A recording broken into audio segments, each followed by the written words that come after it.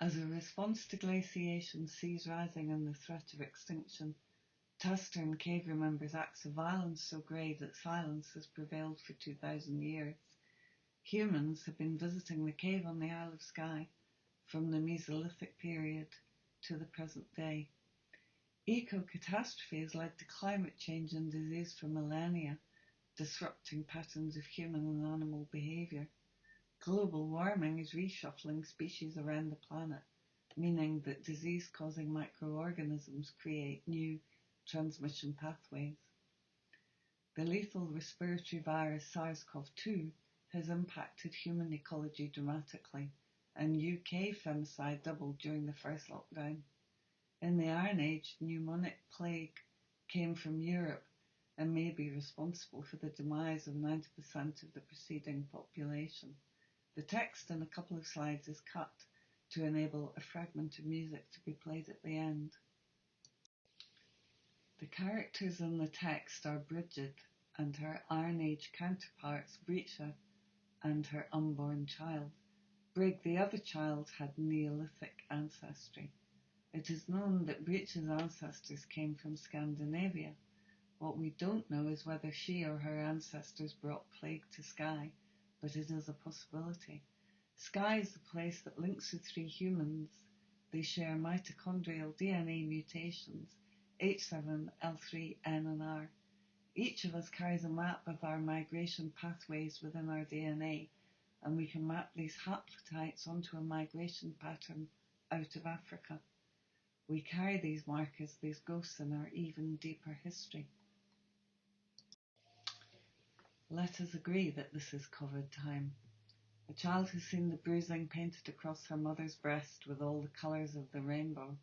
She is filled with wonder and not a little apprehension. She doesn't understand. She hunkers down inside the garage, examining the petrol stain left by the man's car. Somehow rainbow fragments have fallen to earth. This is the first map the child ever saw. It is after they are dead that the child learns of their explorations in the other world, the understairs cupboard where her mother sits on the kitchen stool in complete darkness. The only witness is a large black Bakelite telephone on the hall table, but the telephone is silent and speaks only in code. Electroacoustic signalling. I am a sender, I transmit. Bridget is here and she has nothing to say. She looks back to a past she knows nothing about and forwards to a future she knows only too well.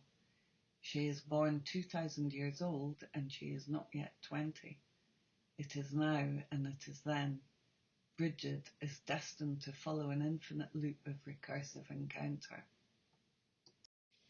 She is a child of sea and high places where women are mountains and mountains are men. Between the Coolin and Kilbride, Loch Slappin stretches out its finger towards Taciturn Cave, pointing. Silence is a phantom of language and demands she speaks the unutterable. Bridget is pregnant. You have nothing to fear and everything to fear, for mountains are capable of the utmost treachery. You know it is summer on Skye when the rain gets warmer. A group stands on the threshold, the point where the mountain stream Alt Nam Shweedachan disappears from view. Bridget is unafraid, for she has been schooled in the dark arts. They pass through a curtain of white water that flows into the underground stream. They bend their legs and straighten, mapping the undulation of the current, bobbing and curtsying each time Bridget sits down. Sharp shards of quartz rip her trousers, while subversive river water tugs at her feet. Bridget, Wild Goose and Cliff snuff their lights and stand in silence in the pitch black. John Cage believed he heard his own heartbeat in an anechoic chamber. Cage sounds lead to cage silences. When speaking stops, hearing can begin almost for the first time. Music starts, a white froth, gurgle and spill, a slick, slippery incantation, a prehistoric synchronization of air moving water through stone. A sound breaks in underneath the chords of running water, a thrumming backbeat, something hard and sharp, like stone resounding on stone, the audible pulse of the cave. Sounds appeared to move around while the source remains still. Footsteps recede and come closer.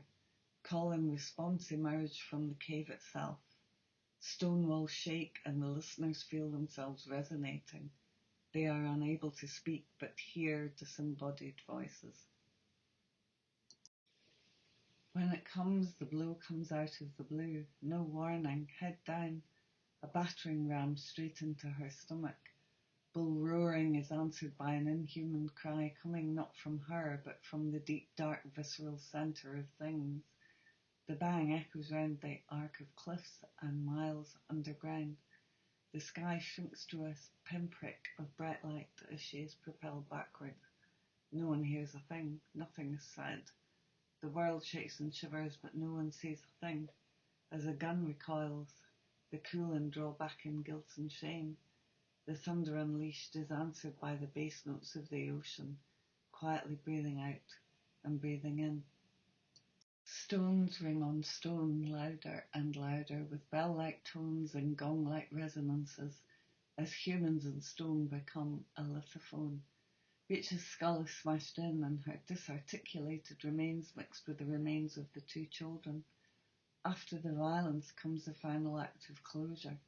Rocks fall, and Rachel, long before and forever thereafter, is weighed down by skirtfuls of stones.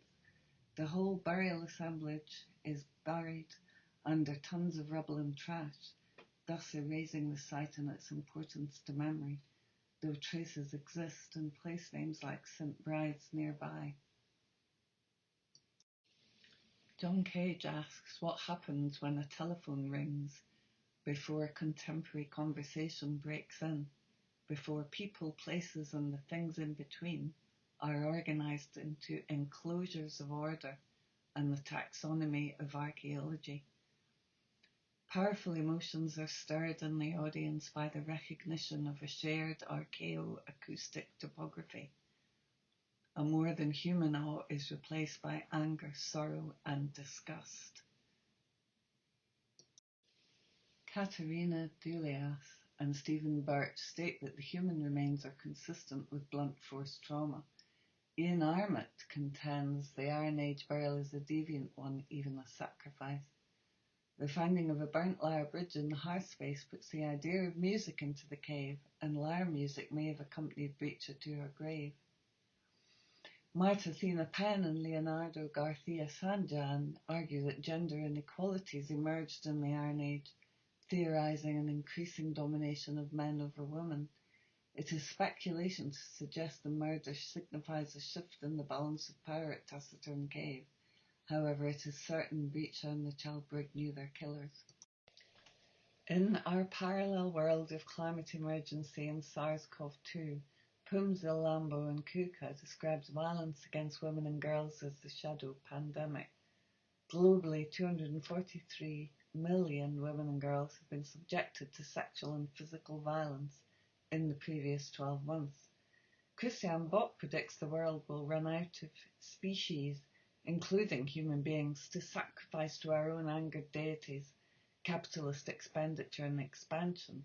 What is clear is that we are all implicated in a collective act of primal witness, provoked into existence by a shared experience of harm. After the Anthropocene, there are no humans present. The cave with its instruments plays itself and sings in the darkness a more anguished music of the spheres.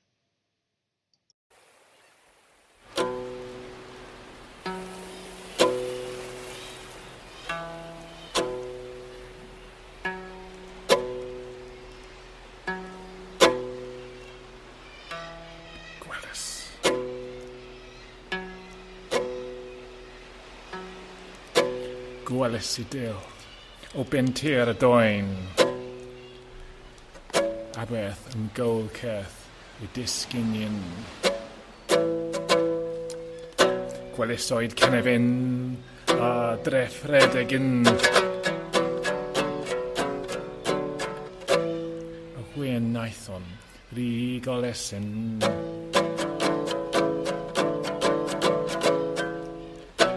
Weles I wir tili hawr gan wawr y doen. A ffendon o frec, brain y cnoen.